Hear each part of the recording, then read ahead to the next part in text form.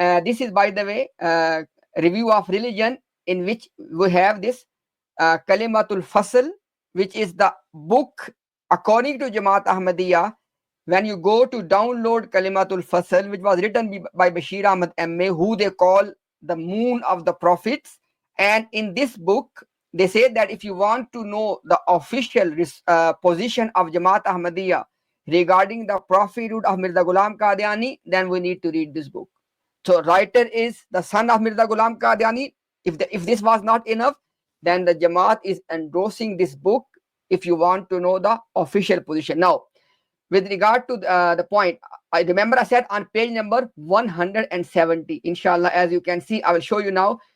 On 169, the question is that Hazrat Masih Maud ne, ये 11वां एतराज ये पेश किया जाता है कि अच्छा, अगर मसीह मऊद वाकई अपने मुनकरों को काफिर समझते थे तो आपने इनसे वो सलूक रवा रखा जो काफिरों से जायज नहीं. It's Subhan Allah. It says the question from the Lahori Jamaat to the Qadiani Jamaat was that if Mirza Ghulam Ahmad Qadiani really considered that non-Ahmadis are kuffar, they are disbelievers, then why did he not treat them as disbelievers? That's the objection, right? Now, in giving the answer, they gave this answer, and then remember I said before, look at this one. I just want to read the last bit. Please read the whole thing, okay? It says that because he said there are few things which are only dependent on the government. Yes. Look at it. It says that शरीयत के अहकाम दो किस्म के हैं. It says rulings of the Sharia of Islam of two types. एक वो जो हर एक इंसान के लिए हैं और एक वो जो हुकूमत के लिए हैं. One of them is for every individual and the other one is for the government. Now pay attention. नमाज पढ़ना हर एक का फर्ज है, लेकिन चोर का हाथ काटना हर एक का फर्ज नहीं है. It says that to pray the 5 daily prayers is obligation on every single one of us. But as far as cutting the hands of the thief, that is not for every individual. And then, बल्कि हुकूमत का फर्ज है. He said this is the job or this is the function of the Islamic government. रोजा रखना हर मुसलमान के लिए फर्ज है, मगर जानी को संसार करना हर मुसलमान का फर्ज नहीं है. It says to keep the fasting or to observe the fasting is obligation on every Muslim, but it is not obligation on every Muslim to stone the adulteress. बल्कि सिर्फ इस्लामी हुकूमत का फर्ज, this can be done by Islamic government. Now listen next part. अब अगर इस असल के मातहत गैर अहमदियों और अहमदियों के ताल्लुकात पे नजर डाली जाए, he said that if you use this principle that there are two types of relationship, if you use this principle and then you understand the relationship between Ahmadis and non-Ahmadis, तो सारे झगड़े का फैसला हो जाता है. Says you can resolve the entire controversy.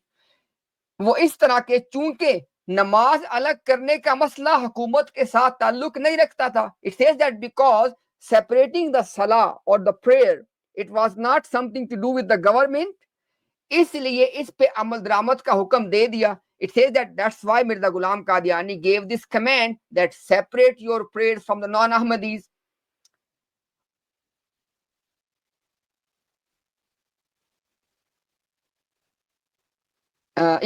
यही हाल जनाजों और रिश्तों नातों के साथ same is the case with the funerals and marriages. लेकिन विरासत और निकाह फसख हो जाने का मसला से as far as inheritance and to nullify the marriage. Are you getting this point? It says that obviously when somebody, for example, there was a family and the son has become non-Ahmadi, or son does not believe in Mirza Ghulam Qadiani, so according to them, he is now non-Ahmadi. Obviously, according to Islam, please pay attention, according to Islam, a kafir son cannot inherit from the Muslim father. This is what he's saying. And secondly, there is no marriage between a kafir male and a Muslim female. He said these two things, they have to do with the government. इसलिए हजरत मसीह मऊद ने इसके मुतालिक कुछ नहीं लिखा. He said for this reason. He said because these matters or related to the government. This is the reason he said Mirza Ghulam Qadiani has not written anything about this one. अगर आपको हुकूमत दी जाती तो आप इनके मुतालिक भी हुक्म जारी फरमाते. If Mirza Ghulam Qadiani was given the government, the power, he would have decided this area as well, i.e. then he would give the command that a non-Ahmadi son cannot inherit from a Ahmadi father, or a non-Ahmadi,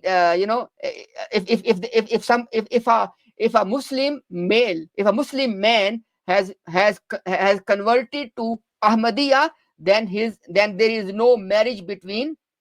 Sorry. If a Muslim lady has converted to Ahmadiyya, then there is no marriage between her and the Ahmadi husband. Did you get this point? So this is the level. This is the level. And now they say, oh, in 1974, look what they did to us. Subhanallah. How can you ignore all of that?